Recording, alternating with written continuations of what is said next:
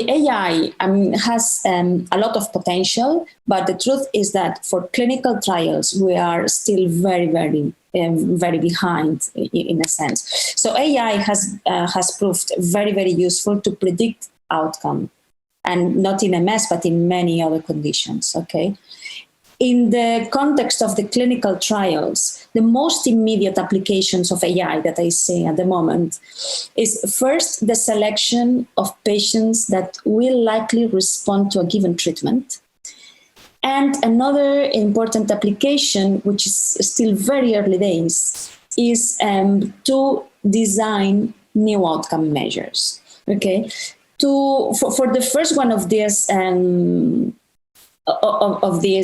say roles of AI, we have the recent publication led by UCL, by Arman Eshaghi, where he showed that with AI, with deep learning, you can classify patients based on how pathology evolves during the disease. And then in his paper, he found that there were three main classes of patients. And these three classes could predict if the patient would respond to a given treatment or not.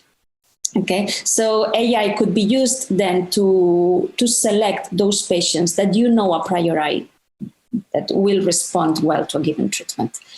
The second application is a bit more tricky because in the literature, I've only seen that in epilepsy research, so not even in MS. But in epilepsy, what they showed was that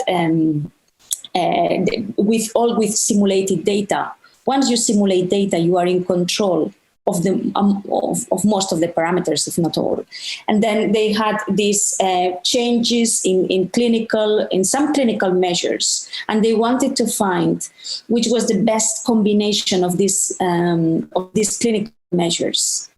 Okay, so because they knew the actual probability of a treatment being effective or not, because this was simulated data, they modeled all these possible combinations, and they found the combination of clinical changes that best predicted the known probability of a treatment being effective or not.